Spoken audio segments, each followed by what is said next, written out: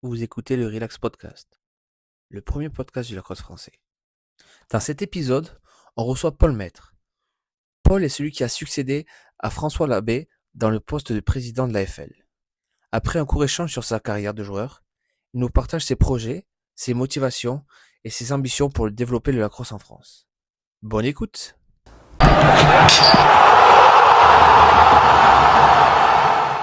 Hey, bienvenue dans ce nouvel épisode du podcast Relax, le podcast du lacrosse français. Et aujourd'hui, on a la chance de recevoir avec nous Paul Maître. Paul, salut, comment ça va? Salut Kevin, ça va très bien, écoute, merci de me recevoir, c'est un honneur pour moi d'être dans le podcast Relax. Bah écoute, c'est aussi un honneur pour nous de te recevoir. On expliquerait un petit peu après pourquoi. Euh, Paul, est-ce que je peux te laisser te présenter s'il te plaît rapidement? Ouais, bien sûr, moi je m'appelle Paul Maître, j'ai 37 ans, je viens de déménager à Saint-Mandé, donc dans l'Est parisien depuis Toulouse, et je suis officier dans l'armée de terre. Paul, bon, tu sais que si tu es là, c'est pour qu'on parle de la crosse. Donc on va commencer directement pour s'introduire au cœur du sujet. Paul, comment est-ce que toi tu découvres la crosse? Alors moi je découvre le lacrosse à Montréal en 2009, en fait j'ai fait un échange à Montréal, j'ai vécu un an là-bas entre 2008 et 2009. J'étais étudiant, j'allais à l'université Concordia, c'est une des deux grosses universités de Montréal avec McGill. Et je découvre le lacrosse à la télé. Il y en avait pas dans mon université, je crois, à cette époque-là, et donc je l'ai découvert à la télé sur, je sais plus si c'était le championnat américain ou canadien, mais voilà, ça me plaît bien. Et donc je ramène ça, enfin je ramène l'idée avec moi quand je reviens à Paris. Et l'année suivante, j'étais étudiant à Paris, et donc j'ai contacté le club du Paris Lacrosse. À l'époque, il y avait deux grands clubs en France, il y avait Paris et Lille. Et j'ai contacté le club de Paris, et puis j'ai été accueilli super bien par Pierre-Yves Brossard, par toute la bande du Paris Lacrosse de l'époque, Hugues, Hiroto, Devon, et voilà, j'ai commencé comme ça en 2009 du coup. Quand tu découvres la crosse au Canada, c'est quoi comme match que tu vois à la télé? C'est plutôt du box ou plutôt du field? Non, c'était du field que j'ai vu en premier. Donc suite à ça, tu pars sur Paris. Combien de temps tu joues à Paris? À Paris, j'ai joué une année parce que je suis resté que une année à l'époque, donc j'ai joué avec le Paris Lacrosse un an et assez vite en fait à l'époque le monde du lacrosse français il était encore plus petit que ce qu'il est aujourd'hui et donc assez vite en fait je joue avec j'ai la chance de jouer avec la sélection nationale d'abord à Amsterdam dans un match amical et puis un peu plus par la suite et donc voilà c'est comme ça que j'accroche vraiment dans le monde du lacrosse français. Toi, comment est-ce que tu fais pour progresser à l'époque, sachant que il y a très peu de structure, très peu d'encadrement. Comment est-ce que tu arrives à évoluer? Alors, au début, je suis très bien encadré par des très bons joueurs à Paris. Paris, ils ont la chance, ils ont la chance d'accueillir beaucoup d'étudiants étrangers. Donc, il y a des très très bons joueurs à Paris qui sont souvent là que de passage. Et donc j'évolue très vite dans un niveau qui est assez élevé au sein du club, avec aussi des très bons joueurs qui ont appris à jouer en France, comme Pierre-Yves Brossard, qui était à l'époque un des capitaines de l'équipe et qui était défenseur. Et ensuite, assez vite, en fait, j'ai l'opportunité de participer à un match amical contre l'équipe de développement des Pays-Bas. Donc, on était allé jouer à Amsterdam. Et là, en fait, quand t'es amené à jouer avec ce niveau de lacrosse, tu progresses tout de suite un peu plus vite. Et puis ensuite, je me suis entraîné beaucoup tout seul. J'ai fait beaucoup de wall ball au début. J'essayais d'y aller une heure tous les jours après les cours. Et donc voilà. Je pense qu'au début, mon gros avantage c'était le côté physique parce que à l'époque j'étais jeune et j'étais un joueur qui était vraiment très rapide. Et donc c'était une phase qui m'allait bien sur les transitions. Donc j'ai tout de suite joué midi. Et moi je me suis spécialisé dans la position de short stick defensive midi, donc milieu défensif avec un bâton court. Tu disais que tu étais dans l'armée. Est-ce que tu as pu instaurer un petit peu cette culture de la crosse dans le régiment ou dans tous les régiments où tu es passé ou est-ce que ou pas du tout? Alors la culture de la crosse pas trop, mais j'ai systématiquement réalisé des initiations dans les régiments où j'étais. Après c'est vrai que c'est un sport euh, qui est pas très répandu. Grosso modo, on fait pas beaucoup de sport collectif dans les armées parce que c'est très accidentogène, donc on évite. Puis les emplois du temps sont assez chargés quand on veut garder le niveau physique. En fait, entre la course à pied, la muscu, les sports de combat, le CrossFit, il y a déjà des emplois du temps en sport qui sont bien, donc on rajoute pas trop de sport co. Et est-ce que ça t'est déjà arrivé, peut-être en OPEX, de rencontrer des Américains et de discuter avec eux de la crosse? Ouais, bien sûr. Ouais, bah sur ma dernière mission, j'ai pu jouer. J'ai même retrouvé sur la base où j'étais, j'ai trouvé par hasard un but de la crosse. Donc du coup, comme j'avais emmené mes crosses et quelques balles, j'ai pu m'entraîner un tout petit peu pendant la mission. C'était sympa. Ouais. Ça, c'est génial. Et ouais, est-ce que les Américains savent, du coup, qu'il y a du lacrosse en France? Enfin, que ça se développe, Honnêtement, non. non, C'est quand pas tu un dis, des sports les plus populaires ouais. aux États-Unis, même si aujourd'hui, quand tu parles à un Américain ou à un Canadien, ils savent tous ce qu'est le lacrosse. Mais souvent, la plupart des gens à qui je parle, ils découvrent un peu qu'il y a un programme de lacrosse français ou même qu'il y a du lacrosse en Europe. Donc ils sont à milieu de s'imaginer qu'il y a des ligues semi-pro, qu'il y a un tel niveau qui se développe en Europe aujourd'hui en boxe ou en sexisme. Donc, Paul, pour en revenir un petit peu à ta carrière de joueur, donc suite à Paris, où est-ce que tu pars jouer ensuite? Et ensuite, en fait, je m'engage après Paris, je m'engage dans l'armée de terre. Et donc là, ça met pas une pause parce que j'ai continué de jouer, mais de moins en moins souvent. Ça a été de plus en plus compliqué et je me suis beaucoup concentré sur l'armée au début. Alors je continuais d'aller faire du wall-ball, de participer à un ou deux événements par an, mais euh, mais je suis revenu dans l'entraînement de la crosse que pour la Coupe du Monde en 2018. Et ensuite quand je suis revenu à Toulouse où on a créé le club de Toulouse avec Lester Salmins. C'est-à-dire que la première fois où on se rencontre, en fait, je crois que c'était quand on a joué avec les fantômes, je sais pas si tu t'en souviens. Ouais, au boxe. Ouais, au Alors box. c'était au Boxmania, ouais, je crois que c'était au Non, je crois que c'est Boxmania. pas, c'était l'autre. Ou à la Ligue franco-belge. Ouais, la Ligue franco-belge, Ouais. là. Mm. Donc, du coup, ça veut dire que tu ne jouais pas encore dans un club. Enfin, t'étais Ouais, là en freelance. j'étais adhérent à l'AFL, mais en effet, j'étais beaucoup freelance en fait parce que je connaissais Rooks, parce que j'avais joué avec beaucoup des joueurs de l'équipe de France et donc en fait, je m'incrustais au Boxmania sur certains événements et c'est comme ça que j'ai repris en fait. Donc, suite à ça, vous créez le club à Toulouse avec Leicester.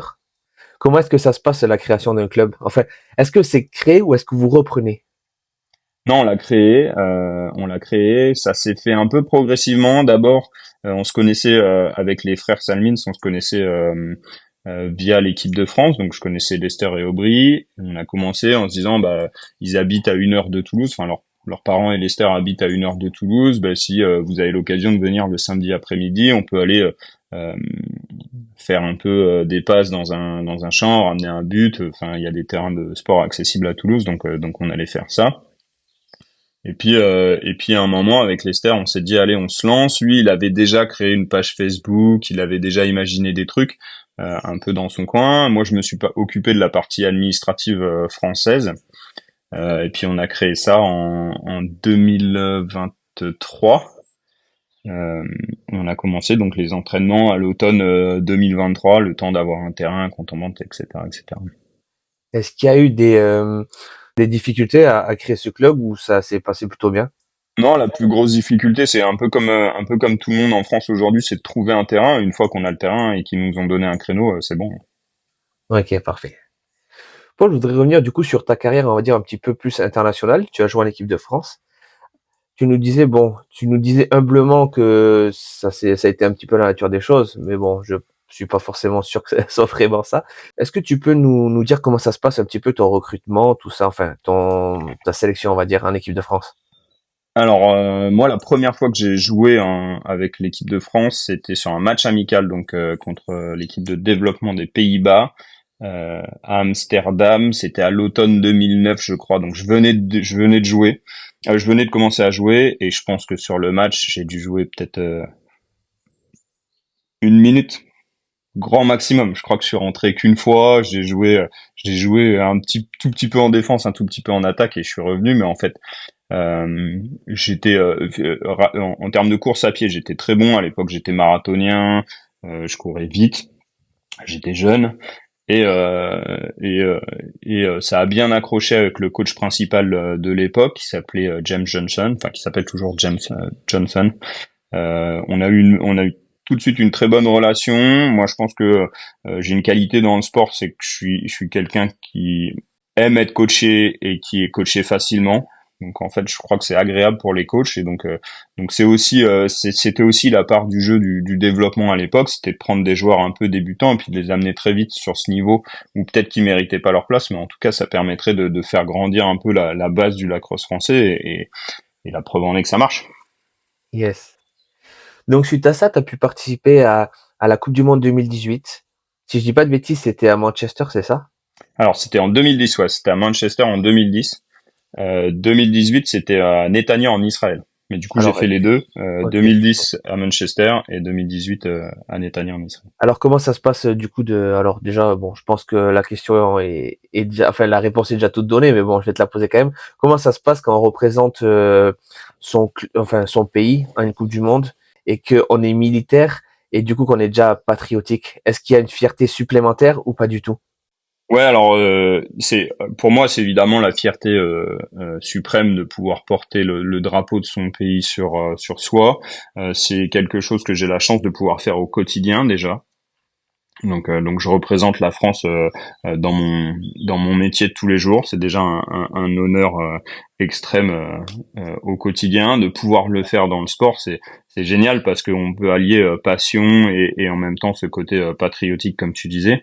Et donc c'est vrai que je le dis souvent et quand on en discute avec le bureau de la FL aujourd'hui, c'est on joue pour le nom qui est devant le maillot, pas celui qui est derrière. Voilà. C'est un truc qui est super important pour moi, c'est de se rappeler que quand on fait quelque chose et qu'on porte le maillot ou le drapeau de la France sur soi, ben on le fait pour le pays, pour les gens qui jouent au lacrosse en France, pour les gens qui développent, pour les bénévoles qui font vivre le sport au quotidien. Et ça, c'est super important pour moi. Et j'adore. C'est une fierté qui est géniale de pouvoir chanter la Marseillaise, même sur des petits événements. C'est un truc qui est vraiment super.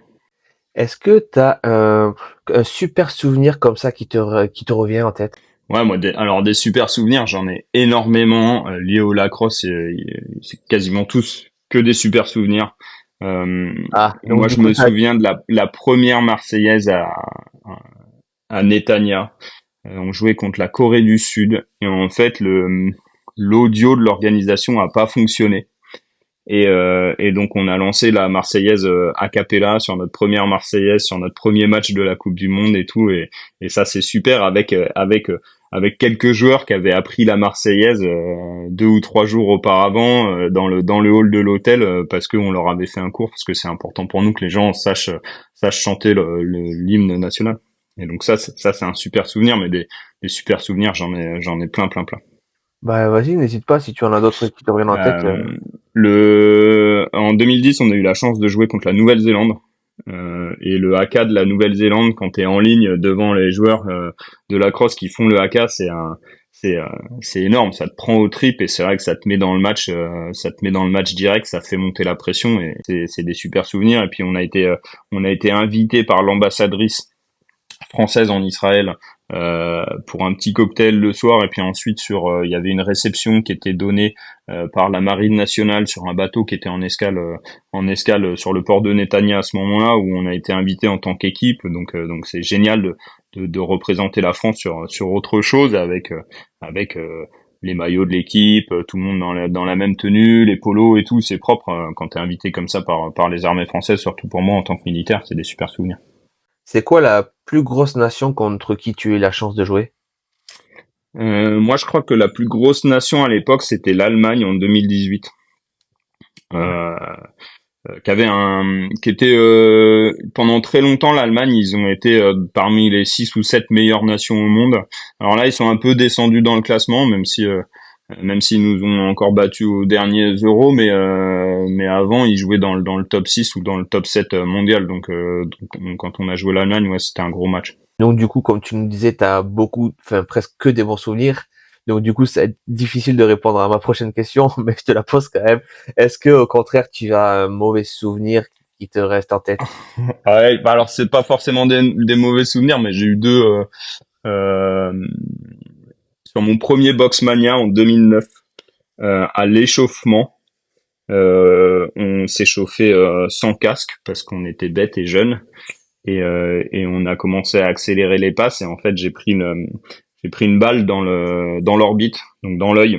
Donc ça m'a cassé l'arête du nez, ça m'a un peu fissuré l'orbite, j'ai eu un bon gros bleu évidemment, ça m'a mis hors du match pour toute la journée. Donc j'ai juste fait l'échauffement de mon premier Boxmania et puis ensuite il y a Antoine qui m'a apporté aux urgences et j'ai passé la journée aux urgences. Je suis rentré avec un patch sur l'œil et tout, donc ça c'était pas hyper agréable. Et puis, euh, et puis toujours en 2018 contre le premier match contre la Corée du Sud, à un moment je récupère la balle sur un clear et le coach me demande de pas faire de passe et de la monter en courant. Et sauf qu'arrivé au milieu du terrain, je tombe sur un mec qui me prend un contre un. Et il y en a un deuxième qui arrive que j'avais pas vu, qui me prend sur le côté et qui me percute un peu violemment. Et donc là, il me fait je prends une commotion, mon casque vole, je sors du match. Voilà. Donc ça, c'était pas un souvenir hyper agréable de commencer la compétition sur le premier match sans pouvoir finir. Surtout que c'était une belle victoire pour un premier match contre la Corée du Sud. Ouais, je vais bien te croire, ouais. Paul, est-ce que toi, tu as un souvenir de match comme ça, où c'est que tu fais un match incroyable? Alors, j'ai Non, jamais fait des matchs incroyables. Moi. non. J'ai vu des gens faire des matchs incroyables, mais moi non, non. J'ai eu la chance de démarrer des très beaux matchs, d'être nommé capitaine en 2018, et donc j'ai fait des très beaux line-up. J'ai fait, enfin voilà, et le rôle du midi défensif, c'est quand même c'est un rôle qui est un peu ingrat que j'aime beaucoup, mais qui est un peu ingrat parce qu'on on rentre. Bah, quand on peut et surtout on touche jamais la balle parce que c'est pas du tout notre rôle. Euh, mais c'est un rôle malgré tout important dans une défense. Hein. Les deux personnes qui ont pas de long stick, c'est deux personnes qui sont importantes et donc je suis ravi de le faire. Mais moi j'ai jamais fait de match exceptionnel. En revanche, j'ai vu plein de gens, vu plein de gens faire des trucs absolument exceptionnels. Alors justement, comme on parle de ça, pour toi, c'est qui le meilleur joueur avec qui tu as la chance de jouer? Je pense que Joe Reed à Bordeaux en 2024, il était assez impressionnant à jouer, mais ça c'est normal, hein. Un pur produit des États-Unis. Je crois qu'il a fait un passage pro et tout, Ouais, donc ouais. voilà. Après, en France, on a quand même aujourd'hui des joueurs jeunes évidemment, donc ils ont l'avantage de la jeunesse, qui sont exceptionnels. Hein. Quand on voit Joseph dans les cages, moi quand je vois Lester avec un pôle dans les mains, quand on voit Jack Snyder en défense ou quand on voit Justin Rosenberg, c'est des mecs. J'ai eu la chance d'être sur le terrain avec eux et c'est vraiment exceptionnel de pouvoir évoluer avec des mecs comme ça qui sont français, qui sont fiers de jouer pour la France, qui sont fiers de revenir en France régulièrement pour pouvoir jouer avec nous et ça c'est vraiment super.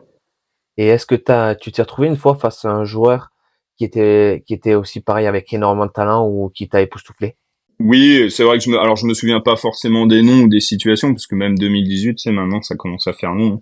Mais ouais, alors moi j'ai grandi en plus dans la période Paul Rabil quand il sortait d'université, quand il a fait ses débuts pro, je l'ai vu en 2010 à Manchester, je l'ai revu en 2018 à Netanya, c'est un mec qui est absolument, que je trouve absolument exceptionnel, qui a un charisme qui est impressionnant, qui a une stature et puis il impose, c'est un mec qui est hyper tanké, qui est grand et tout, donc ouais, ça c'est un joueur que j'adore voir jouer. En 2018, je crois que le Fogo des États-Unis, c'était Greg Gulerian. Et ça, c'est quand même un mec c'est une machine physique. C'est une espèce de bête de sport et tout qui est magnifique à voir jouer aussi. Donc ouais, ouais, j'ai vu des gens comme ça jouer où c'est très beau à voir. Paul, pour toi, c'est quoi le plus beau maillot que tu aies porté? Bah le cri du cœur, c'est évidemment le maillot de la France. Enfin, si on parle de beau en termes d'émotion, c'est le maillot de la France parce que comme je le disais tout à l'heure, il n'y a pas de plus grand honneur que de porter le drapeau de son pays sur sa poitrine. Après, il y en a un qui est cher à mon cœur, c'est le maillot de Toulouse parce que c'est un club qu'on a créé avec Leicester et c'est un peu c'est notre bébé quoi. Donc voilà, je suis ravi de voir où ils en sont aujourd'hui. Enfin, Toulouse, ils ont fini en finale cette année avec une équipe quasi intégralement de mecs qui ont commencé le lacrosse cette année. Il y a une super dynamique à Toulouse avec un partenariat avec le club de foot américain de la ville et tout. Ils ont des des trucs pour s'entraîner qui sont top, enfin des terrains pour s'entraîner qui sont top, et donc voilà, moi je leur souhaite que ça continue. Il y a une très bonne dynamique. Du Après, en coup, ça... termes de graphisme, moi j'ai un petit coup de cœur pour deux maillots. Il y a celui de Caen, des Vikings de Caen là, que je trouve super bien fait, avec des petites références de Drakkar en arrière-plan.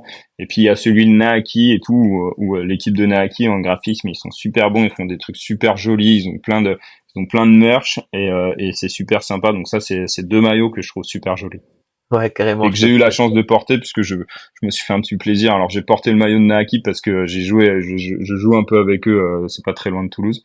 Et enfin, j'ai eu la chance d'aller jouer du coup avec Anthony Simonella et puis Loïc Loubou et toute l'équipe de Naaki. Et je me suis fait un petit plaisir. J'ai acheté le maillot de Caen parce que je le trouvais joli. Yes, on est d'accord là-dessus.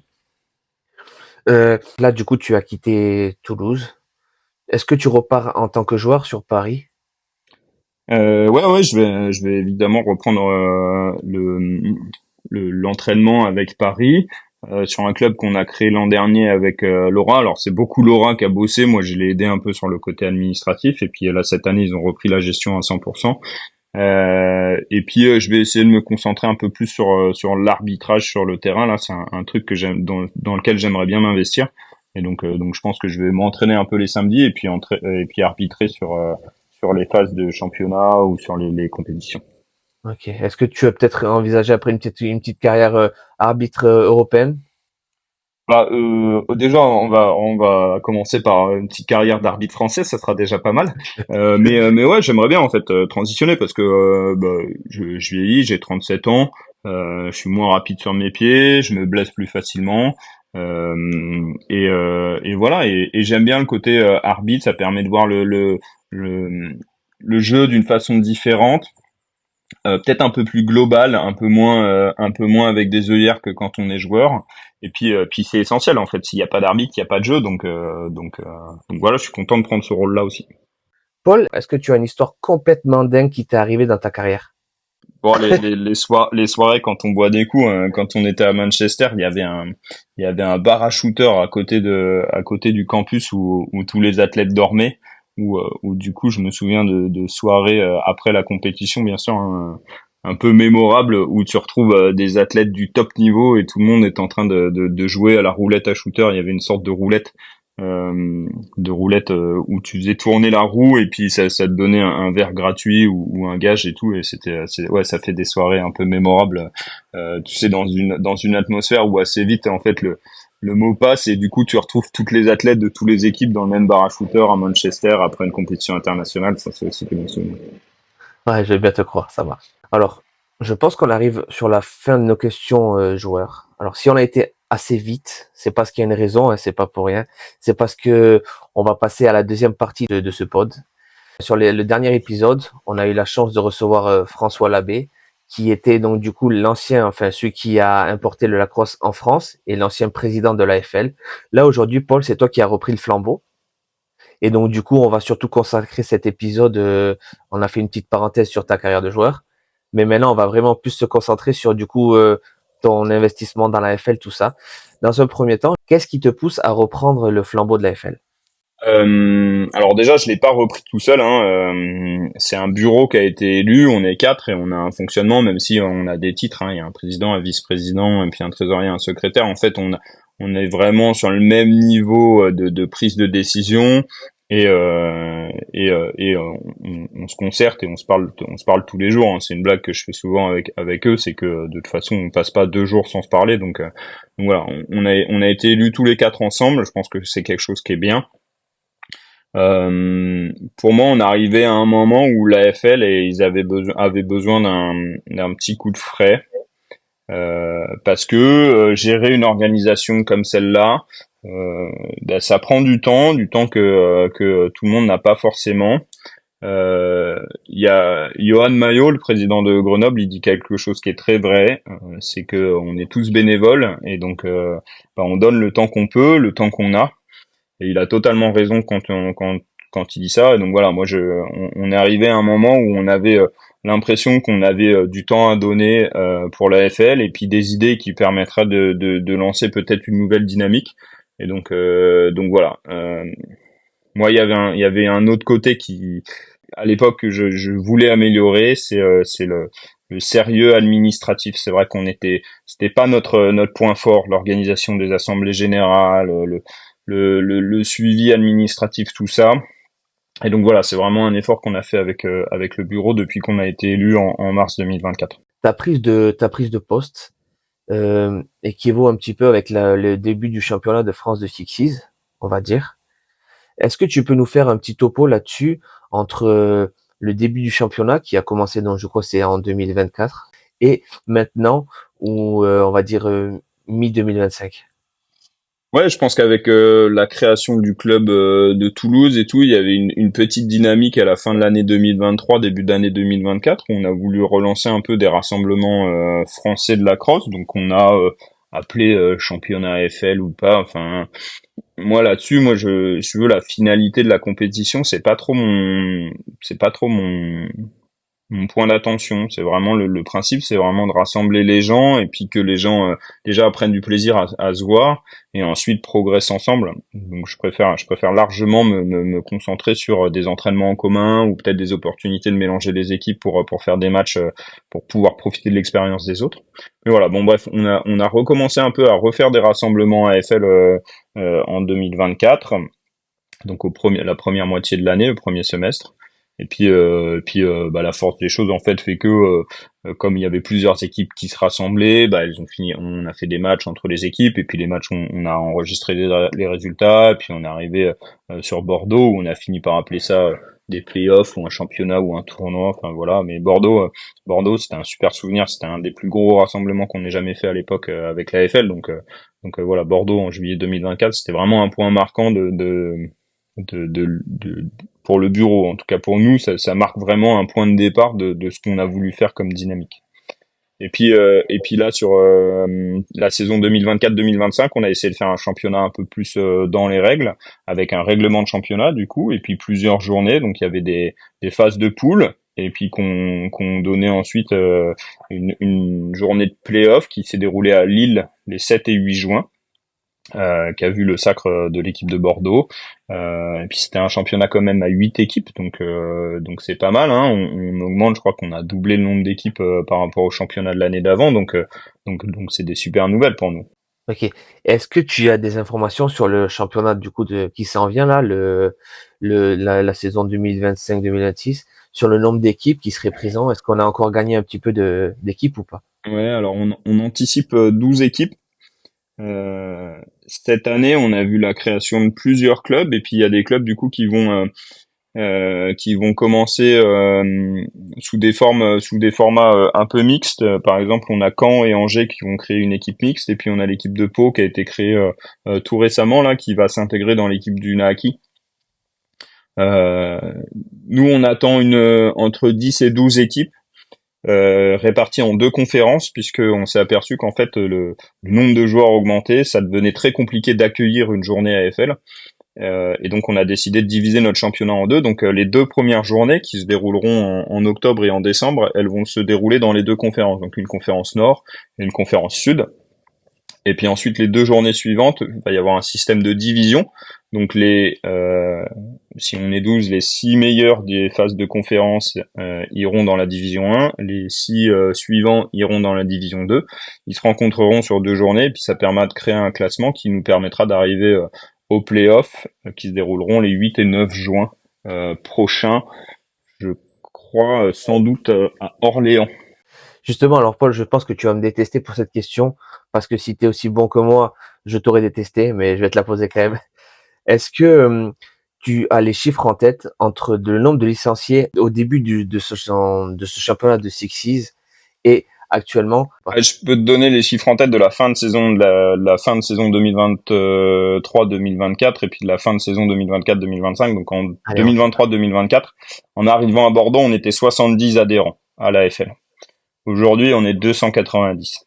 Un tout petit peu plus que 290. Ok. Il y a plusieurs raisons à ça. Déjà le fait que maintenant on oblige les joueurs qui veulent participer à quelque chose qu'organise la FL à prendre une licence. Avant c'était pas forcément le cas et puis on se retrouvait avec des joueurs qui jouaient en équipe de France sans vraiment être licenciés à la FL. Et puis je pense que les JO ont beaucoup aidé avec des croissances. Le club de Paris à lui seul c'est plus 70 adhérents déjà.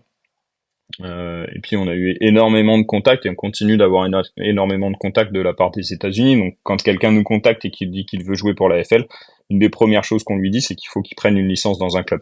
D'accord. Comment ça se passe du coup la répartition des joueurs à ce niveau-là? Est-ce que tu les invites à aller vers des clubs ou débrouille-toi? On essaye de les orienter vers les clubs qui ont le moins de joueurs parce que c'est aussi une façon pour les clubs d'avoir une rentrée d'argent. On n'a pas des adhésions qui sont très élevées en termes d'argent, et donc pour un joueur américain, c'est souvent pas grand-chose. Mais en revanche, pour un club, ça peut vraiment faire la différence. Ça peut lui permettre d'acheter une ou deux crosses ou une paire de gants pour un débutant, etc., etc. Donc ça, c'est important. Donc on essaye de les orienter vers les clubs qui ont le moins de joueurs, ou qui ont le moins d'expérience, ou qui ont le plus besoin de matériel ou d'argent. Mais souvent, en fait, ils choisissent en fonction de leurs origines. Donc il y a énormément de joueurs qui viennent de la région toulousaine, donc qui ont tenu à adhérer à Toulouse. Il y a plein de joueurs qui essayent d'aller à Paris parce que c'est plus facile pour eux d'aller à Paris. Donc voilà. Et donc c'est un peu comme ça qu'on fait. C'est pas la gestion la plus facile. Ça sera jamais parfait de toute façon, mais voilà. Moi, je pense que c'est une action qui doit être double. C'est une action qui doit venir de la FL quand nous on reçoit des sollicitations, mais il y a aussi un peu une action de la part des clubs. Il y a une sorte de marketing à faire, que ça soit de la présence sur les réseaux sociaux, un maillot qui est plus sympa qu'un autre, une ambiance d'équipe qui est bonne, ce qui fait que les joueurs, quand ils viennent jouer avec vous sur un événement, eh ben ils auront envie de revenir dans cette équipe.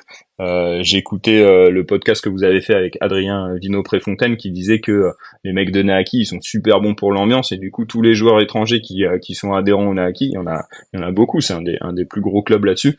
Et bah ils prennent plaisir à se revoir sur les événements, à prendre des photos avec le maillot et tout, et c'est vraiment ça qu'il faut continuer. Donc moi je tire mon chapeau à Anthony et Loïc pour ce qu'ils font sur l'ambiance de leur club, parce que déjà c'est pas facile. Et puis ça marche vraiment, donc voilà, c'est ça qu'il faut chercher à atteindre comme but. Ok, ça marche. On va repartir un petit peu sur le championnat qui arrive. Il y a donc qui va reprendre. Est-ce que tu as des dates en tête des moments où c'est que tu dis ça va être des moments forts plus que d'autres? Ouais, alors la première date, elle fait pas partie du championnat, mais on va démarrer l'année avec une journée AFL, donc une journée nationale qui est ouverte à tout le monde, les 27 et 28 septembre. Ça va vraiment être un marquant, déjà parce qu'on va se lancer tous ensemble dans la saison et tout. Ça va nous permettre de nous retrouver. On a des installations qui vont être folles, puisque on a réservé le site de l'INSEP. On aura 2 terrains sur le site de l'Institut national du sport français. C'est là où s'entraînent tous les champions olympiques. C'est là où s'entraînent tous les champions paralympiques. Et donc voilà, de pouvoir revenir, puisque la FL y a déjà été, revenir sur le cœur battant du sport français, c'est vraiment une super opportunité. Ça va aussi être l'occasion pour nous de commencer les sélections de Sixes en hommes et en femmes pour la saison 2026, qui va être assez chargée puisqu'il y a les qualifiers pour les mondes l'année prochaine. Et puis ensuite on aura la même chose en boxe les 15 et 16 novembre. Donc ça, c'est 2 dates hyper importantes pour nous, puisque cette année on a 2 grosses sélections en Sixes et en boxe. Et puis ensuite, bah moi j'attends avec impatience les 15 et 16 octobre pour la première journée des championnats de France, hein, avec la conférence Nord. On ne sait pas encore trop où on ira au jour d'aujourd'hui, mais ça va être un super moment, c'est sûr. Ok, super. Maintenant, je voudrais bien qu'on parle un petit peu plus de l'avenir de la l'AFL. Je sais que vous êtes en train de militer pour que l'association France Lacrosse devienne une fédération. Est-ce que tu peux nous expliquer un petit peu plus en détail comment est-ce qu'on devient une fédération? Quels sont les critères à remplir, etc. Ouais, alors le parcours vers la fédération, c'est un parcours qui est complexe, qui est régi par plein de choses, et sur lesquelles les fédérations qui postulent doivent prouver qu'elles respectent au maximum le code du sport. qui est un document légal, hein, qui est produit par le gouvernement français, dans lequel ils définissent tout ce que doivent respecter les fédérations olympiques, etc., etc. En fait, nous, on va le prendre par la fin. En fait, l'objectif, c'est un jour peut-être d'être sélectionné au JO. Aujourd'hui, nous, on cherche pas trop à savoir au sein du bureau si c'est faisable ou pas, ou si c'est techniquement, si l'équipe elle a le niveau. En fait, nous, ce qui nous intéresse, nous, notre rôle en tant que bureau, c'est d'être sûr que administrativement, on peut le faire. Et pour l'instant, en fait, on peut pas aujourd'hui pour deux raisons, parce qu'on n'est pas reconnu par l'État français comme l'association qui représente le lacrosse français. On porte juste le nom d'association française de lacrosse, mais en fait, ils nous auront pas reconnus encore comme association sportive officielle française du lacrosse. Ça s'appelle recevoir l'agrément du ministère des Sports. Ça, c'est la première étape. Et ensuite, il faut pouvoir adhérer au Comité national olympique et sportif français, donc le CNOSF, qui est l'organe représentant du CIO, hein, du Comité international olympique, en France. Et pour que lui nous reconnaisse en tant qu'adhérent, en fait, il faut d'abord qu'on ait l'agrément du ministère des Sports. Donc voilà, c'est un peu le serpent qui se mord la queue. On pourra pas aller aux Jeux Olympiques tant qu'on sera pas au CNOSF, et on sera pas au CNOSF tant qu'on n'aura pas l'agrément du ministère des Sports. Pour avoir l'agrément du ministère des Sports, il y a beaucoup d'administratifs. Donc ça, on travaille dessus avec le bureau sur la production de documents, de règlements divers et variés pour respecter tout ce qui est marqué dans le code du sport. Et il y a aussi quelque chose qui va prendre un peu plus de temps, sur lequel on travaille également, qui est l'empreinte territoriale. En fait, pour l'instant, on n'a pas une empreinte territoriale assez conséquente pour qu'ils acceptent de nous reconnaître comme organisme du sport. Il n'y a pas vraiment de chiffres officiels, mais il faut qu'il y ait un système de ligue, il faut qu'il y ait des clubs qui soient accessibles sur l'ensemble du territoire, et pour l'instant, nous, on a encore des zones du territoire qui sont complètement vides de clubs, notamment le Grand Est de la France, où pour l'instant, il n'y a pas grand-chose, et le Sud-Ouest, là, toute la Côte d'Azur, et pour l'instant, on n'a pas de club, même s'il y a des choses qui se créent, hein, que ce soit à Strasbourg ou sur la Côte d'Azur, mais ça prend un peu de temps. Ah ouais, c'est cool. Donc il y a potentiellement d'autres clubs de prévus, ça fait plaisir. Bah, on espère, hein, on a vu une belle progression des clubs cette année, hein, on est passé de 7 à 12, et on espère que ça va continuer l'année prochaine, et en fait qu'il va y avoir un effet boule de neige et qu'on va encore augmenter le nombre de clubs la saison prochaine et la saison d'après, etc. Paul, moi j'aimerais avoir ton ressenti un petit peu. Est-ce que tu penses pas plutôt que c'est un effet mode et qu'une fois que les JO, enfin déjà l'annonce des clubs qui participeront aux JO et ensuite une fois les JO passés, est-ce que tu penses pas que ça va, je sais Ouais, pas comment. pour répondre à ta question, ouais, il y a un effet mode, ça c'est sûr et certain. De toute façon, on l'a vu après la fin des JO de Paris, il y a eu un espèce de boom sur les sollicitations et tout. Mais en fait, cet effet mode, c'est à nous de capitaliser dessus et d'essayer de faire en sorte que on profite de ça pour augmenter suffisamment notre image et notre empreinte territoriale pour que quand les JO de Los Angeles soient finis, en fait, on se voit suffisamment visible sur le territoire français pour qu'on puisse s'auto-alimenter en quelque sorte. Donc on a un peu lancé un espèce de compte à rebours. On espère que la communication sur le lacrosse, elle va continuer à augmenter au fur et à mesure qu'on approche des JO. Donc là, on a encore 3 ans pour capitaliser là-dessus. Mais c'est sûr que il y a forcément un effet mode, on l'a bien vu l'été dernier sur l'augmentation du nombre d'adhérents en France. Dylan Snyder, le vice-président de l'AFL, il dit quelque chose qui est très vrai, c'est que cette année, il y a plein de gens qui sont venus pour les JO et qui sont restés à l'AFL pour l'ambiance. Ça, c'est quelque chose que on aimerait bien garder. On aimerait bien garder l'ambiance qu'il y a sur nos événements. Plus va y avoir d'adhérents et plus ça va être compliqué. Mais là, pour l'instant, comme tout le monde se connaît, les gens prennent du plaisir à se revoir. Il y a vraiment un esprit famille dans l'AFL qui est super sympa. Et voilà. Et nous, en fait, ce qu'on a envie, c'est de développer et d'intégrer de plus en plus de monde dans cette famille du lacrosse français, parce que nous, on la trouve super sympa et qu'on a envie d'en faire profiter un maximum de monde. Paul, comment est-ce que ça se passe, les recrutements des entraîneurs dans les différents pays d'où ils viennent? Comment est-ce que ça se passe? Comment est-ce que tu prends contact avec eux? Et comment est-ce que tu arrives à leur donner le goût d'envie de venir? Alors le recrutement de l'équipe de coach, c'est pas moi qui m'en occupe, hein, c'est le rôle de Dylan Snyder. Il a pris le rôle de directeur des équipes nationales, donc c'est lui qui s'occupe en premier de tout ce qui a trait à ça. il y a deux façons. Soit on connaît les coachs d'une façon ou d'une autre parce qu'on les a croisés sur un événement, parce que on les connaît, ils sont dans notre réseau de gens, ça arrive. Et donc dans ce cas-là, on leur demande si s'ils veulent venir jouer avec nous, sachant qu'on a plutôt une préférence pour les coachs francophones. Donc voilà. Par exemple, le réseau de coachs de McGill, on y a eu accès via Keita, et puis c'est aujourd'hui des gens qui acceptent de travailler avec nous, de venir sur certains événements.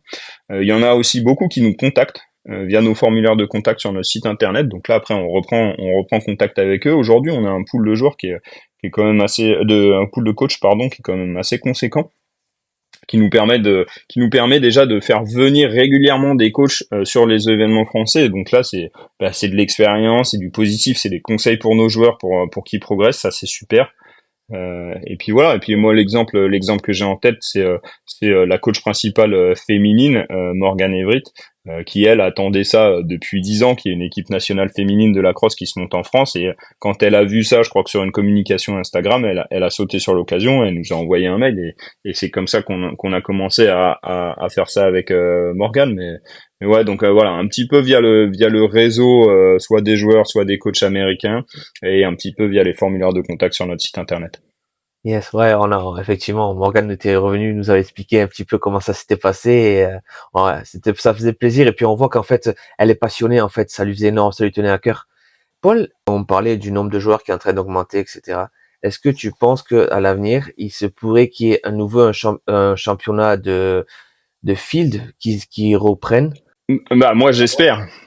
Moi, j'espère qu'il y a un jour un championnat de field, et puis qu'on ait un championnat de boxe, et puis qu'on ait un championnat de boxe féminin, et puis qu'on ait un championnat de 6-6 féminin. Alors, ouais, j'espère. Le problème du field, c'est que ça nécessite, pour s'entraîner et pour faire des matchs, un nombre conséquent de joueurs. Sur une feuille de match de field, c'est quand même 22 joueurs.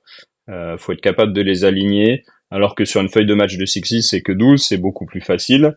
Et pour se déplacer, c'est déjà pas forcément évident. Donc nous, on essaye de mettre en place beaucoup de mesures pour faire en sorte que le championnat il soit plus accessible aux clubs. Donc la création des conférences, elle sert à ça aussi. Ça évite que les clubs ils aient à se déplacer, à traverser de Pau jusqu'à Lille pour aller faire un week-end de championnat. Mais c'est sûr que tant que les clubs auront pas atteint une taille raisonnable pour pouvoir entretenir une équipe de field, en fait, il n'y a pas trop d'intérêt. Donc, on risque de continuer à faire des événements ponctuels de field, soit accolés au week-end de championnat en disant bah, le dimanche, le dernier match, on se fait un match de field entre nous, soit sur des événements comme la Mariners Cup organisée par Bordeaux, qui permet aux joueurs français de jouer au field, ou alors là, l'association espagnole de lacrosse, elle a invité les clubs français à venir participer à la Spanish Cup, qui a lieu en novembre, et qui joue en field. Donc là, on va sûrement essayer d'y aligner une équipe gauloise. Ok. Justement, quand on parle de l'Europe, Paul, comment est-ce que nous, on est vu les Français dans le milieu européen par rapport au lacrosse? Est-ce que tu as des retours qui sont plutôt positifs? Ah, je sais que alors les équipes du Sud-Ouest vont souvent en Espagne, certains vont souvent en Allemagne. Est-ce que toi, du coup, en tant que président, tu as des retours positifs sur ça? J'ai pas trop de retours sur comment on est vu, mais c'est sûr que les pays voisins, ils apprécient beaucoup de jouer avec nous. Alors l'Espagne, on a une très forte relation avec l'Espagne parce que moi, comme j'ai joué à Toulouse, je connais personnellement un peu les organisateurs de leur championnat et tout. Donc ils nous ont réinvités dans leur championnat national, ils nous ont réinvités à la Spanish Cup. On a envoyé des équipes nationales à Madrid, enfin une équipe nationale féminine à Madrid en juin. On renvoie une équipe nationale masculine et une équipe nationale féminine en septembre à Madrid. Voilà, on fait beaucoup de choses avec l'Espagne parce qu'ils sont très proactifs en ce moment aussi. On a des joueurs qui vont jouer en Italie, on a des joueurs qui vont jouer en Belgique régulièrement avec l'équipe de Lille, et puis dans le championnat français l'année prochaine, on va aussi accueillir une équipe du Luxembourg qui nous ont demandé à venir intégrer notre championnat. Donc comme ça se fait ailleurs, on a des équipes françaises qui vont jouer en Espagne, on a des Français qui vont jouer en Belgique, et puis on a des équipes françaises qui vont jouer en Belgique. Et ben on accueillera le Luxembourg pour qu'ils viennent jouer avec nous, ça fera déjà une équipe en plus, ça fait grandir la famille du lacrosse européen, et puis c'est toujours bon, un peu plus de compétition, et puis pour eux, bah, ça leur permet de jouer, de pouvoir faire des championnats et tout. Ok. Ça, c'était le premier point sur lequel je voulais revenir dans ta réponse de tout à l'heure. Le deuxième point, tu nous parlais de l'équipe des Gaulois et Gauloises. Est-ce que tu peux nous dire un peu plus sur cette équipe? Qu'est-ce que c'est exactement? Ouais, Et l'équipe des Gaulois, c'est quelque chose qui a été créé il y a quelques années plutôt pour faire du boxe, avec laquelle j'ai eu la chance de jouer, je crois, une fois ou deux. On avait joué, je crois, sur la Ligue franco-belge ou au Boxmania, on avait aligné une équipe là-dessus. Je sais plus sur quel événement. Et en fait, moi, quand on a repris le bureau de l'AFL, j'ai trouvé le concept hyper sympa. En fait, c'est ce qu'on appelle une équipe développement. Donc, il n'y a pas vraiment de sélection à l'entrée. Vient qui veut, vient qui a envie de jouer. Ça permet à des joueurs de différents clubs de porter le même maillot et puis d'aller jouer sur des championnats étrangers ou même sur des championnats en France, hein. Au Boxmania, on va aligner deux équipes, enfin une équipe gauloise, une équipe gauloise cette année. Et voilà, on va à Groningen fin août avec les Gaulois. Et donc ça, bah, il y a un double intérêt. Ça permet à nos joueurs d'aller jouer sur des compétitions avec une équipe dans laquelle ils sont intégrés. Ça nous rapporte un tout petit peu d'argent parce qu'on a vendu des pinis pour les Gaulois, on vend des maillots et puis on se fait un peu d'argent là-dessus. Et puis ça fait, c'est une équipe développement, donc ça fait parler du lacrosse français, ça permet aux joueurs d'aller jouer à l'étranger sur le lacrosse français, et puis ça, les autres pays peuvent regarder un peu comment évolue le lacrosse français, etc., etc. Principale difficulté, c'est que c'est des équipes qui sont complètement pick-up à chaque fois, donc il n'y a pas vraiment de plan de jeu et tout, c'est toujours un peu compliqué. Ça s'aligne pas avec une équipe de club qui s'entraîne ensemble toutes les semaines. Mais c'est quand même super sympa. Et puis les gens prennent plaisir à aller jouer avec des gens de Bordeaux, des gens de Grenoble, des gens de Paris, des gens d'Angers, etc., etc. ouais, est-ce que du coup, cette équipe va petit à petit, on va dire, prendre la place de France Héritage, ou c'est deux concepts totalement différents? C'est deux concepts totalement différents. France Héritage, c'est plutôt, alors c'est lié à l'association HFLA, donc Héritage France Lacrosse Association, qui est une association qui a poursuit les mêmes buts que l'AFL, mais aux États-Unis, qui est gérée par la famille Snyder, euh, et donc sur lequel on a un droit de regard qui est quand même assez important. Euh, et euh, et en fait, elle organise toutes les participations des équipes de France sur le continent américain. Donc il y a l'Heritage Cup évidemment tous les ans. Cette année, on aligne une équipe de boxe au Lac Snai. Euh, c'est important parce que là, c'est vraiment pour le coup, c'est une vraie source de revenus qui est hyper importante pour nous. Mais les Gaulois, c'est une équipe de développement du lacrosse français en France et en Europe. L'Héritage, c'est plus une équipe pour soutenir le développement du lacrosse français depuis les États-Unis. J'ai une petite question sur l'avenir, Paul. Est-ce que dans un futur plus ou moins proche, il est prévu peut-être qu'il y ait une mise en place d'une structure ou d'un endroit, on va dire, plus ancré à développer le lacrosse français? Ouais, c'est une très bonne question. C'est un de nos objectifs à moyen terme. On aimerait bien avoir un ancrage physique quelque part. On étudie la possibilité d'avoir un bureau dans un CREPS. Donc les CREPS, c'est des centres d'entraînement qui sont affiliés au réseau INSEP, où s'entraînent généralement les pôles France. Euh, j'ai été visiter assez récemment le pôle moins de 18 de l'équipe de France de baseball au Krebs de Toulouse. Et donc en fait, ils ont un bureau, ils entraînent leurs joueurs et les Krebs en fait sont adossés à des structures scolaires, donc les jeunes peuvent faire du sport-études. C'est pas mal. Beaucoup de fédérations font ça, ont des bureaux dans des Krebs. Voilà, il faut qu'on arrive à s'implanter. Le marché est déjà bien saturé, et puis il faut aussi qu'on profite d'un Krebs qui a des infrastructures qui nous correspondent, avec les bons terrains. Donc voilà, c'est un truc sur lequel on commence. On va rentrer par la grande porte de l'INSEP en septembre, et puis ensuite on va essayer d'aller faire des événements un peu à droite à gauche dans tout ce réseau pour voir comment ça marche et tout. Mais tout ça évidemment au début, tant qu'on n'a pas de partenariat, c'est payant et c'est payant un peu cher. Donc on va y aller petit à petit. Tu nous parlais d'objectifs à moyen terme. Est-ce que tu peux nous en dire un petit peu plus sur les objectifs, les futurs objectifs, on va dire, à court terme, moyen terme et à long terme? Est-ce que tu as à peu près une idée? Oui, oui, bien sûr. Alors, à court terme, c'est évidemment de relancer la saison et de poursuivre sur la dynamique de la saison dernière, en relançant le championnat de France sous un format un peu différent cette année, en continuant de développer des clubs et en générant d'autres clubs. Et puis là, on va essayer de faire l'effort sur la recherche de partenariats. Il faut vraiment qu'on arrive à trouver des sources de financement qui sont pérennes, qui nous permettent de faire des événements comme ça, parce que l'INSEP ça coûte cher, le CREB ça coûte cher, et puis envoyer des gens jouer à l'international, ça coûte extrêmement cher. C'est des fonds qui sont supportés en partie par les joueurs, en partie par l'AFL, en partie par nos donateurs privés. Donc voilà, ça coûtait énormément d'argent. Donc ça, c'est nos premiers objectifs à court terme. À moyen terme, c'est d'améliorer notre ancrage territorial, donc que ça soit en France, mais aussi, comme je viens de le dire, auprès des CREPS ou de l'INSEP, en étant capable en fait de créer une sorte de pôle performance où on pourrait venir s'entraîner avec nos équipes de France et où ça soit quelque chose d'un peu régulier, où on n'est pas à rechercher un lieu à chaque fois qu'on veut faire des sélections, un week-end d'entraînement, etc., etc.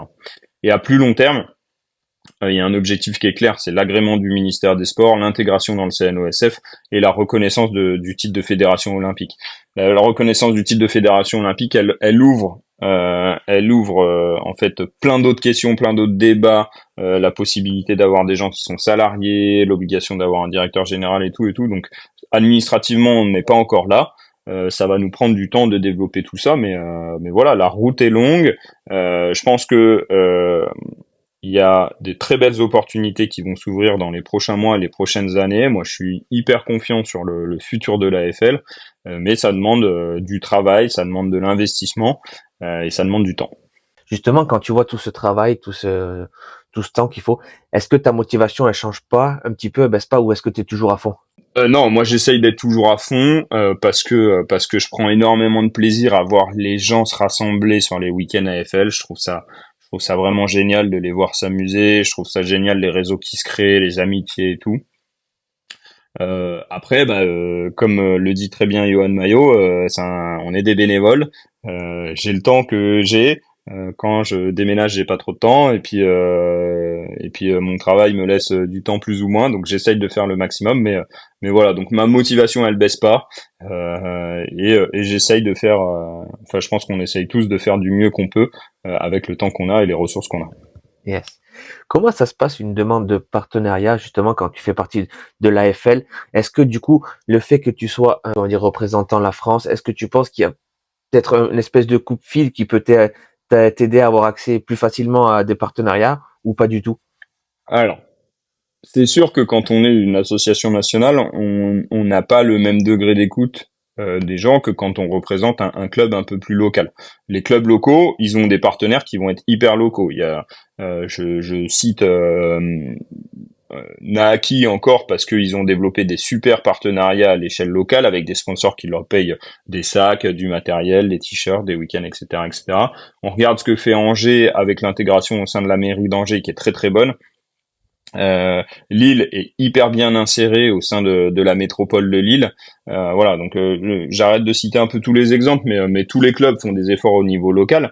Nous, nos interlocuteurs, ils sont évidemment plus nationaux. Donc quand nous on parle à quelqu'un, c'est plus le ministère des Sports, le CNOSF. Ce sont des grosses institutions qui ont énormément de travail. Et c'est vrai qu'il y a un sujet sur la FL parce qu'on est une association française, de fait on est une fédération en fait, mais on n'est pas encore reconnu. Donc ils se saisissent du sujet, c'est vrai, mais on reste une petite association de 300 adhérents. C'est pas énorme, c'est tout petit. C'est vraiment une association qui est encore à l'état embryonnaire, donc faut qu'on fasse nous des efforts de développement à l'échelle locale pour pouvoir avoir plus de poids au niveau national. Voilà. Si on veut attirer des investisseurs, si on veut être pris au sérieux par le ministère des Sports, il faut qu'on ait des résultats à l'international, il faut qu'on ait une empreinte territoriale qui est plus grosse, et il faut qu'on ait une empreinte en termes d'adhérents et de communication qui soit plus grosse aussi. Ok, super, ouais. Tu vois, justement, tu réponds un petit peu à ma question parce que j'allais te demander pour toi, c'était quoi les facteurs qui aidaient justement à ce développement-là, là. Donc, c'est parfait. Tu Très anticipes. bien, parfait. Ça, merci, Paul. J'ai une autre question. Pour toi, Paul, c'est quoi la plus grosse difficulté que tu aurais rencontrée jusqu'à maintenant en tant que président de l'AFL? Cette année, nous, on a eu le refus de l'agrément par le ministère des Sports. Ça, c'était une grosse déception pour nous, qui a mis un frein à beaucoup de nos projets cette année. Euh, le refus était justifié, hyper bien documenté. Ils nous ont fait des belles explications qui nous ont permis de nous améliorer et puis de corriger d'emblée certaines choses. Mais c'est vrai que la charge administrative que ça représente de s'insérer là-dedans, c'est hyper complexe. Ça prend du temps, il faut créer des règlements, il faut réfléchir à l'organisation, il faut créer des comités parce que c'est défini dans le code du sport. Euh, et il faut le faire un peu, il y a une histoire de calendrier qui est un peu complexe parce que il faut qu'on le fasse vite, mais en même temps on peut pas tout chambouler l'histoire de la FL. Et puis il y a que des bénévoles, et comme on essaye d'avoir le fonctionnement le plus démocratique possible, bah ça passe par les clubs, et puis là, on attend le retour des clubs, et puis ensuite il faut qu'on le fasse voter en conseil d'administration. Et donc bah tous ces changements, des fois ça prend un peu de temps, c'est un peu frustrant parfois parce que des fois on a des idées puis on aimerait bien qu'elles se mettent en place rapidement. Euh, mais voilà, mais je pense que c'est important. C'est aussi important qu'on révolutionne pas complètement le fonctionnement de la FL en 6 mois. Euh, c'est quelque chose une croissance qui va prendre du temps. Je pense que le modèle qui a été créé par François, il est bien, il est sain. C'est lui qui a créé cette famille, cet esprit de famille, cette façon de fonctionner. On n'a pas envie de perdre tout ça. Donc c'est important qu'on continue à progresser parce que je pense que en progressant en fait on arrivera à toucher plus de gens, et puis moi un de mes buts c'est quand même de mettre une crosse dans le plus de mains possible, mais pour autant on a envie de garder notre esprit famille, l'état d'esprit de la FL qui est important pour nous aussi. C'est quoi pour toi le meilleur souvenir, le plus beau souvenir que tu aies en tant que président? Euh, Franchement, le week-end à Bordeaux en juillet 2024, c'était un week-end vraiment super. J'ai adoré. Il y avait un super état d'esprit. Les gens étaient contents de se voir. Il y avait un bon niveau de jeu. Il y avait des coachs de bon niveau. Voilà, ça c'était vraiment des super souvenirs. Et et moi j'ai beaucoup aimé le week-end à Toulouse. Euh, alors pas pour la météo, hein, parce que je crois que tout le monde m'en a voulu pour la météo, mais parce que ça marquait aussi des jalons. C'est quand même un week-end où on a accueilli plus de 150 personnes, qui a marqué un peu des partenariats importants. On a fait venir des magasins, il y avait un partenariat avec les ours. Et puis on a montré aussi comme organisation, c'était la taille un peu limite, ça nous a permis nous d'apprendre beaucoup parce que pour ceux qui étaient là, on a fait un peu volte-face dans les premières heures de week-end où on est passé de deux terrains, dont un en herbe, à tout sur un seul terrain, mais en synthétique. Et grâce, je la remercie ici à Elodie Delassa du club de Toulouse, qui a déployé une énergie fantastique pour tout réorganiser le samedi midi. Et ben on a pu faire ça, et je pense que ça s'est bien passé en termes d'organisation. Je pense que ça nous a montré un peu un, ce qu'on était capable de faire, et deux, ce qu'on avait envie de faire. Et donc voilà, ça c'était important. Et voilà, on va vivre un autre événement important de notre vie associative, puisque l'Assemblée générale de la FL, elle aura lieu le 28 août. Elle aura peut-être déjà eu lieu quand ce podcast y sera publié. Donc voilà, l'Assemblée générale, c'est un moment très important qui permet vraiment de faire une connexion entre les adhérents de la FL et les organes un peu dirigeants, alors que ça soit les clubs, le conseil d'administration, le bureau de la FL, où on va un peu rendre compte de ce qu'on a fait, des efforts qu'on a fait, de la façon dont on a géré, montrer à tout le monde ce qu'on a créé cette année, collectivement bien sûr, et puis un peu communiquer vers le futur en présentant les budgets, en présentant quelles vont être les prochaines activités de la FL, et ça c'est important.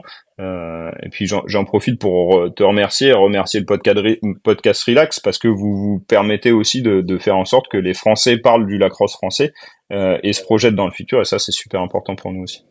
Bah écoute, merci beaucoup Paul. On le dit pas souvent, enfin je pense qu'on le dit, je sais pas si on le dit souvent ou pas, mais en fait on fait ça pour le plaisir, mais c'est surtout un énorme plaisir en retour quand on reçoit des compliments comme ça. Ouais, Donc c'est mérité. je te C'est remercie mérité. énormément Paul. Euh, je voudrais qu'on parle par rapport à un nouveau à la FL. Il y a une création en ligne de la boutique de la FL. Comment est-ce que ça se passe du coup, la création d'une boutique comme ça? Comment est-ce que on s'approvisionne, etc. La boutique, c'est pas un sujet facile. On a plein d'options sur les boutiques. Aujourd'hui, on fonctionne avec un site qui s'appelle Second Slide, qui est basé aux États-Unis et qui gère nos stocks un peu tout seul. Donc en fait, nous, on définit une gamme d'articles avec eux, des codes couleurs, et puis les articles qu'on a envie de voir sur leur site, et c'est eux qui gèrent les stocks, qui s'occupent des ventes, et nous on garde un petit bénéfice par vente qui nous permet de soit de se faire des virements, soit de réinvestir dans d'autres choses. Donc de temps en temps, on peut se permettre d'acheter du matériel pour les coachs ou voilà. Donc ça c'est Second Slide qui s'occupe de ça. C'est pas forcément une solution qui est super pérenne. On n'a pas trop trouvé de solution idéale pour l'instant. Donc on va peut-être tester encore autre chose cette année, quelque chose d'un peu plus français. On a eu un embryon de truc en 2024 qui a un peu capoté parce que la boîte a fait faillite. Donc ça, c'était plutôt un échec de notre part. Enfin, de la leur beaucoup, mais voilà. Donc la solution, elle a pas marché. Mais voilà, donc on cherche encore, on cherche encore la bonne solution pour ça. L'important, c'est que ça nous prenne non plus pas trop de temps. Le but de l'AFL, c'est de faire du sport, c'est pas forcément de gérer des boutiques, même si ça nous rapporte de l'argent, c'est intéressant, et puis ça permet à tout le monde d'avoir du merch. C'est pas vraiment le truc sur lequel on a envie de se concentrer en tant que bureau. Nous, on a beaucoup de travail sur le plan administratif. Donc voilà, s'il y a des gens qui écoutent ce podcast, qui ont des bonnes idées, qui ont envie de gérer des boutiques, qui s'y connaissent et puis qui ont des super solutions, n'hésitez pas à nous envoyer un mail sur l'email de l'AFL. Et puis là, pour le coup, on y répondra assez rapidement et avec grand plaisir. Super, voilà. Donc voilà, si jamais les Le message auditeurs est passé. du Relax, voilà, c'est parfait. Paul, est-ce que toi, tu as quelque chose à rajouter par rapport à des projets dont on n'a pas vraiment parlé, mais que toi, tu voudrais peut-être approfondir un peu plus, ou tout simplement faire passer un message? Bah non, moi le message déjà c'est que je suis ravi de faire partie de l'équipe du bureau de l'AFL et puis d'être au conseil d'administration avec tous les clubs et tous les bénévoles. C'est vraiment que du plaisir, même si on se prend le bec comme tout bon français, mais, euh, mais je prends beaucoup de plaisir à échanger et puis à faire progresser notre sport. Euh, je pense que les bénévoles de l'AFL, donc tous les gens, les adhérents, les joueurs, les arbitres, notre comité, notre commission médicale, notre commission juridique et tout, ils font tous un super boulot et moi je les remercie énormément du travail qu'ils produisent au quotidien. J'ai hâte de voir la progression de niveau qui va encore être folle l'année prochaine avec Bordeaux qui était phénoménal cette année, avec Paris qui arrive en force, avec Toulouse qui a envie de défendre non seulement sa deuxième place, mais ils ont déjà envie de gagner leur première, et puis tous les autres clubs qui ont envie de prouver qu'ils en ont aussi sous les crampons. Voilà. Et puis moi j'aimerais bien maintenant qu'on fasse l'effort sur le développement des pratiques qui pêchent un peu encore en France, notamment la pratique féminine et puis la pratique des jeunes. Euh, alors les femmes, ça va de mieux en mieux. Le week-end dernier, il y avait un week-end à Paris qui avait été organisé par Laura Schraen, la présidente du club de Paris, qui s'est super bien placée, qui a rassemblé plein de filles de partout en France et même d'ailleurs, avec Morgane qui est venue exprès des États-Unis, qui a fait l'aller-retour dans le week-end, qui a encore été phénoménal. Elles ont quand même accueilli une trentaine de joueuses au plus fort du week-end, donc c'est super. Euh, et voilà, donc ça, il faut qu'on continue, il faut que les clubs développent la pratique localement pour qu'on puisse avoir un vrai championnat de France féminin avec beaucoup d'équipes différentes qui représentent chacune leur couleur. Ça, c'est important. Et puis aujourd'hui, sur la pratique des jeunes, c'est encore assez limité. Il y a que Lille qui a vraiment une section jeune qui est bien établie. Bordeaux est en train d'essayer d'en créer une, et puis dans les autres clubs, c'est un peu encore à l'état embryonnaire. Donc ça, il faut qu'on fasse l'effort parce que les jeunes, c'est l'avenir du sport, c'est l'avenir de votre club. Donc il faut qu'on commence à aller s'implanter dans les lycées, dans les camps de vacances sportifs, dans les collèges peut-être, voilà, aller développer tout ça. Et ça, l'AFL, une fois de plus, elle est fana pour vous aider. Il faut arriver avec une volonté. Nous, on a des idées, vous avez vos idées, et puis on va développer ça tous ensemble. Justement, comme vous parlez des collèges, des lycées, est-ce que tu penses, toi, que dans un futur plus ou moins proche, le lacrosse pourrait devenir un sport, tu sais, comme on va dire, alors pas comme aux États-Unis, pratiqué au lycée tous les après-midi, mais plus intégré à l'UNSS? Peut-être c'est une option. Toujours à Paris cette année, ils ont déjà fait un événement avec l'UNSS qui a accueilli plusieurs centaines d'enfants. Donc ça c'est un des axes d'effort pour nous faire reconnaître par l'UNSS et puis sur lequel je pense qu'il faut qu'on capitalise. Euh, c'est une option sur laquelle je pense qu'il faut qu'on se penche sérieusement à partir de la saison prochaine pour voir comment on peut s'intégrer un peu mieux dans le championnat sportif étudiant. Après, comme tu le disais, il est beaucoup moins développé en France qu'ailleurs. Alors tu parles des États-Unis, mais même en Europe, hein, les championnats sportifs étudiants en Allemagne, ils sont énormes. Euh, donc euh, donc voilà, c'est des cultures différentes. On n'a pas trop la culture du sport à l'école ou à l'université. Mais je pense que ça vaut quand même le coup qu'on jette un coup d'œil et qu'on voit ce qu'on est capable de faire de ce côté-là. On va faire un petit débat, si ça te dérange pas. Vas-y. Est-ce que toi, tu as une idée de pourquoi le lacrosse en France est beaucoup moins développé que dans les autres pays européens, ou a eu beaucoup plus de mal à se développer que dans d'autres pays européens, on va dire? Bah, déjà le lacrosse en France, c'est comme je le disais tout à l'heure, c'est embryonnaire, hein. On est vraiment jeune. L'association, elle a été créée en fin d'année 2007, début d'année 2008 par François. Donc on vient de débuter.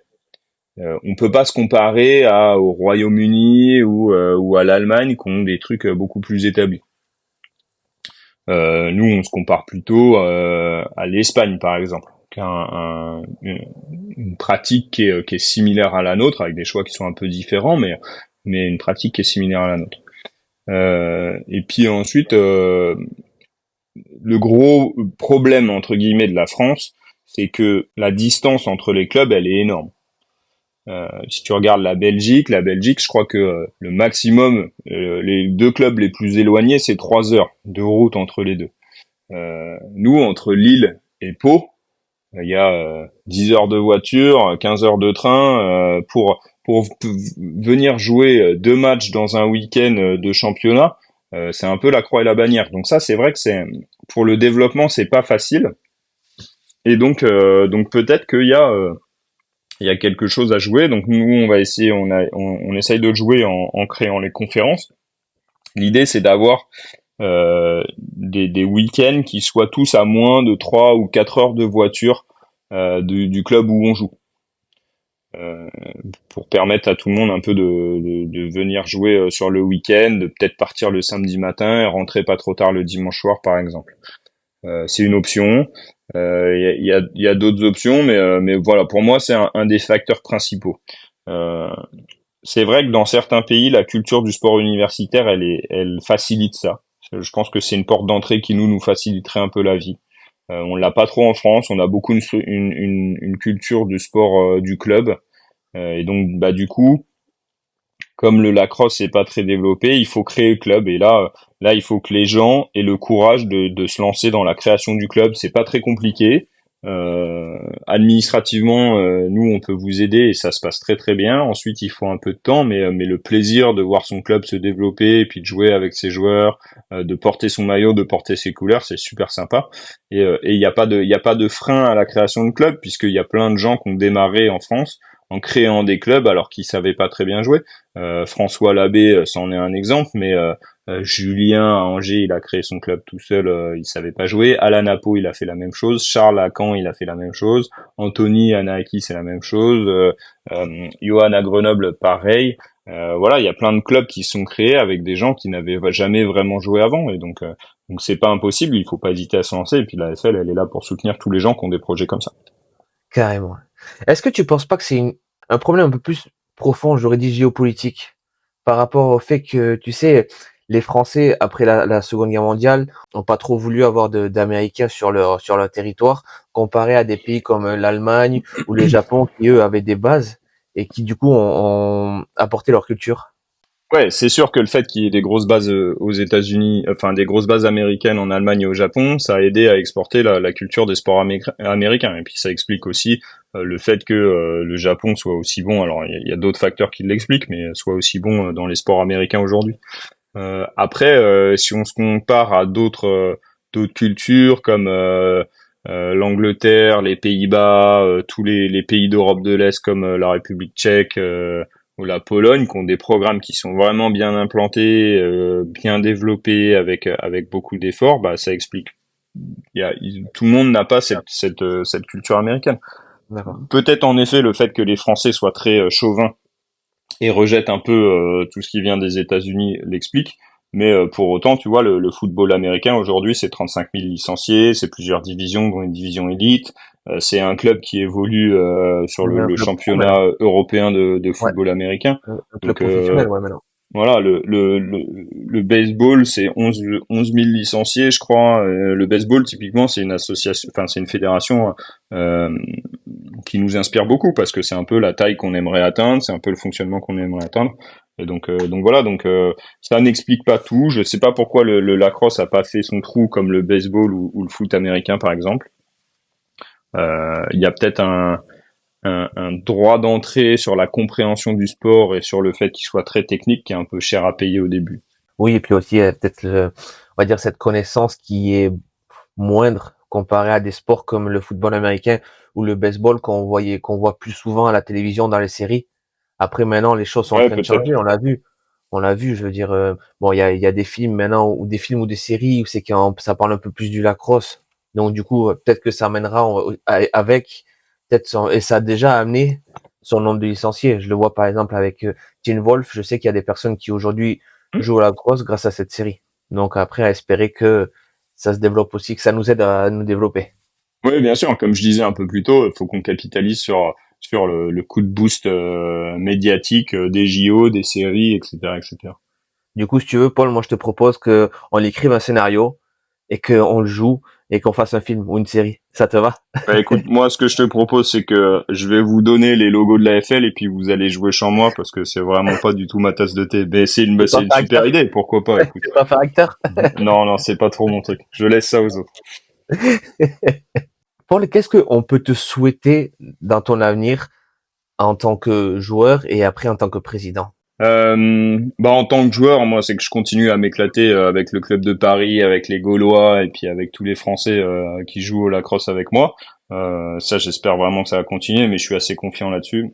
Et puis alors moi en tant que président, faut pas me souhaiter grand-chose parce que c'est pas ça le but, mais il faut souhaiter des trucs à la FL plutôt, je pense.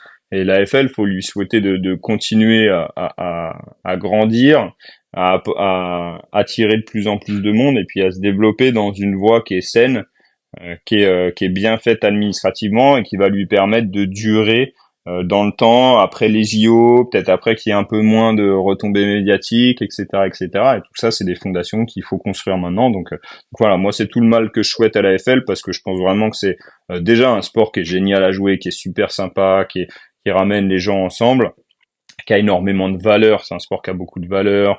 C'est le jeu qui guérit. C'est vraiment quelque chose qui est super, super à jouer et une expérience à vivre. Et puis, je pense que la communauté AFL, c'est une communauté qui est géniale, de gens qui ont plaisir à jouer ensemble, à se retrouver, à faire des événements, mais aussi à sortir ensemble le samedi soir, à se retrouver tous dans des bars et à faire des super soirées tous ensemble. Donc voilà, moi je ne souhaite qu'une chose, c'est qu'on continue de jouer comme ça, de vivre ensemble comme ça, et puis qu'on attire de plus en plus de monde pour pouvoir agrandir cette famille.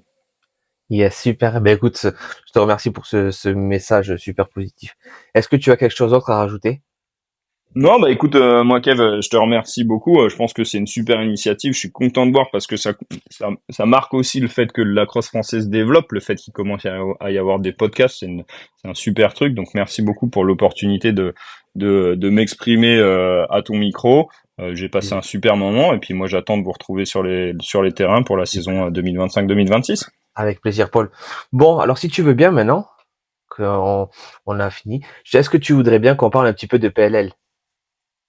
On peut parler un peu de PLL si tu veux. Ouais, Ouais, j'ai vu que ton équipe avait fait une bonne saison. Alors pour rappel, je crois, toi tu es fan des New York Atlas. ouais, moi je suis fan des Bulls d'Atlas. Oui, ça, j'ai vu qu'ils avaient fait, enfin ils se sont qualifiés pour les playoffs. Qu'est-ce que tu penses Ouais. un petit peu de cette saison? Est-ce que tu as pu suivre déjà ou pas? Alors j'ai pas trop suivi parce que entre la mission et le déménagement, j'ai pas eu trop le temps de me connecter, donc j'ai moins suivi que l'année dernière. Écoute, Atlas, ils finissent deuxième de la saison régulière derrière les Outlaws, donc c'est pas mal. Et puis surtout, ils finissent largement premiers de leur conférence. Hein. Je crois que Ils sont à les 7 deuxièmes c'est les victoires Whip pour Snake et ils finissent avec 7 victoires, 3 défaites. ouais, je crois, ouais, c'est ça. Donc c'est une super saison. Moi, je pense que c'est une équipe qui a plein de potentiel. Je crois qu'ils commencent à parler d'une création d'une neuvième équipe aux États-Unis et tout. Donc ce qu'ils font à la PLL, je pense que ça fait beaucoup de bien pour le sport. Ils essayent vraiment de forcer l'aspect médiatique avec l'aspect un peu show américain et ça va attirer de plus en plus de public. Est-ce que tu penses que toi les Atlas peuvent finir champions cette année? Euh, J'espère. Moi, je leur souhaite. Bon, j'ai confiance en mon équipe, donc j'ai envie de te répondre oui. après les playoffs, tout peut jouer aux playoffs. Ouais, Et, voilà. et c'est vraiment, c'est ça qui est beau dans le sport, c'est que tout est remis en jeu à chaque match, et des fois t'as des équipes que t'attendais pas qui viennent te voler la vedette dans les dernières secondes, et, euh, et voilà, c'est ça la beauté du sport aussi. C'est vrai que cette année, alors enfin, comme tu disais, les Outlaws, les Denver Outlaws, qui étaient pas forcément dans les meilleurs classements la saison dernière, se retrouvent donc premier de conférence avec notamment avec un très très bon recrutement puisque ils ont une attaque de fou furieux, Mm. à l'instar de Pat Cavana qui est là-bas et qui a été drafté, qui a été récupéré, pardon, des Canons, où c'est qu'il faisait une saison qui était pas forcément top, et de Brennan O'Neill, qui lui aussi fait une saison incroyable. Effectivement, comme tu disais, il y a ce côté, on sait pas comment ça peut se passer, mais tu vois, comme quoi, enfin, on peut voir que un choix de draft ou un choix de joueur peut, en fait, peut redistribuer les cartes, en fait. Ouais, ouais, et puis enfin, t'as aussi tu vois, au Atlas, on a Schellenberger. Yes. Hamburger, ouais. C'est ça qui est beau, je trouve, dans la PLL, c'est que quasiment toutes les équipes, ils ont des joueurs exceptionnels, et donc voilà, c'est sûr que finir premier de ta conférence, ça te place un peu mieux sur les playoffs parce que tu rates les premiers matchs, mais voilà, il faut, enfin les demi-finales à chaque fois, tout est remis en jeu, Tout à donc fait. voilà, écoute, je sais pas, tu vois quoi toi pour la finale? Ben moi je pense que la finale elle s'est déjà jouée il y a une semaine de ça, je crois, ou 2 semaines, puisque du coup ben clairement les Atlas vont être très compliqués à battre, surtout qu'ils ont une défense assez solide. Ensuite Denver, franchement Denver comme je disais ils ont une attaque vraiment incroyable je trouve, et une défense qui est pas forcément solide, mais le match s'est déjà joué je crois il y a 2 semaines, Atlas Denver, et ça avait été un double ou triple overtime je crois. Il me semble que je dise pas de bêtises, mais je sais que ça avait été un overtime.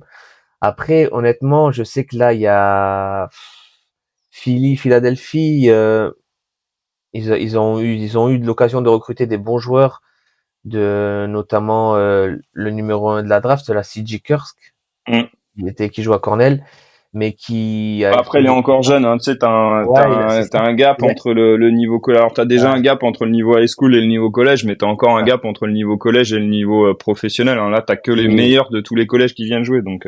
c'est ça. Et pour moi, il a explosé. Il a explosé trop tard. Bon, il était blessé, mais il Mm. a explosé trop tard. Donc, je pense que ça va être compliqué pour eux. Je sais qu'il y avait Jack Taylor aussi qui jouait à Notre-Dame. Pareil, l'un des meilleurs attaquants de Notre-Dame. Mais bon, pareil, il se retrouve beaucoup en difficulté là. Il y a Michael Sauer, qui a été bon, mais qui commence un petit peu à être vieux. Enfin, Ouais, mais les Atlas, j'aimerais bien avoir sa forme. ils ont plein de joueurs un peu mythiques sur Ouais, toutes leurs ouais. positions. Là, au goalie, t'as Hentemann,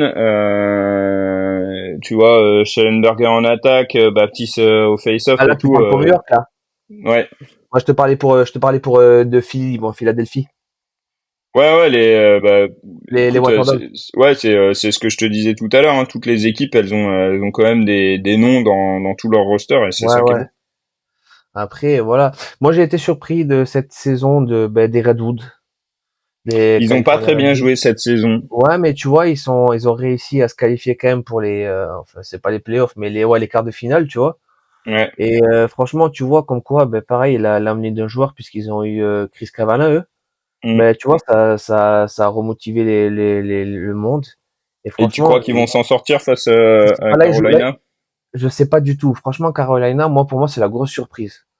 Parce que je les trouve pas excellents. Certes, ils ont un très bon gardien, Basile Odin, Mm. mais franchement, pour moi, c'est la grosse surprise. Je pensais clairement voir Boston cette année. Bon, Ouais. ben, c'est pas le cas, malheureusement. Mais, franchement, allez, moi, je mets une petite pièce sur les qualifications en quart, là. Je mets une petite pièce sur, allez, les Redwood et, et Philly. Mais vraiment, après, ça se termine là, quoi. Parce que pour moi, la finale, ce sera Denver, New York. Ouais, bah on verra, écoute. Ouais. Et donc Pourquoi pas, voilà. hein. Ça rendrait justice à leur saison aux deux, parce qu'ils ont quand Ouais, même eu ouais, tous ouais. les deux des Franchement, ouais. saisons qui sont bien au-dessus du reste, tu vois. Et encore, je trouve que New York, même l'année dernière, ils faisaient déjà une saison incroyable avec Jeff Teat. Ouais. Je trouve que ouais, déjà l'année Ah, dernière, lui, je crois que c'était sur le premier match de la saison de l'année dernière où il avait fait un espèce de match complètement oufissime en termes de points. yes. Est-ce que tu veux qu'on parle un petit peu du coup de ce groupe bon là on arrive à la fin de la PL, mais bon peut-être pour les futurs championnats, enfin les futurs l'année prochaine. Est-ce que tu veux qu'on parle un petit peu de ce groupe France Lacrosse qui a été créé pour la PLL Fantasy? Ouais, j'ai pas participé cette année, du coup j'ai On pas a vu rentré ça. d'équipe et tout, mais je sais pas qui a joué. Ben On... honnêtement pour l'instant on est que deux. Je te promets, il y a eu Ça Adrien arrive. aussi. Il y a eu Adrien un petit peu qui a joué cette année. Ouais, Lester, j'avais essayé de le relancer, mais bon, il a fait que la seule fois où je l'ai relancé sur le pod, où c'est qu'il a fait ouais, une équipe et en fait, j'aurais pas dû parce que il nous a fumé. Et sinon, je te jure, il y a des joueurs comme ça, il y a des mecs, je sais pas comment ils font. Et sinon, après, ben, il y a moi et Philippe qui jouons. Et pour l'instant, Philippe me met une pige. bah faut Ouais, relancer la saison prochaine. C'est vrai que c'est sympa quand on est beaucoup à le faire. On avait créé ce groupe PLL Fantasy AFL l'année dernière pour la saison. C'est toujours marrant et puis ça permet aux gens de suivre un peu mieux ce qui se passe en PLL. Mais c'est vrai que c'est encore un petit peu de temps à passer dans ta semaine à faire du lacrosse. Ouais, je comprends que tout le monde n'ait pas le temps pour faire ça. ouais, Mais voilà, après, moi, si les gens qui écoutent veulent rejoindre le groupe Fantasy de la PLL pour la FL, n'hésitez pas à envoyer un texto à Kevin et puis il vous yes, orientera. on vous dira comment ça marche. Ouais. Bon, ben écoute, Paul, je te remercie énormément. Ça Yes, a été merci à vraiment toi. un plaisir de te recevoir. Bah Je pareil, te laisse, écoute, super sympa de passer dans le podcast et puis merci voilà, beaucoup. je te laisse nous donner le mot de la fin. Et puis je te dis à très vite sur les terrains alors. Ouais, bah c'est ça, à très vite, à bientôt Kevin. Yes, à plus, Paul. Salut. Ciao. Merci d'avoir écouté cet épisode. N'hésite pas à partager, liker et t'abonner. Et nous, on se dit à très vite pour un prochain épisode. À plus.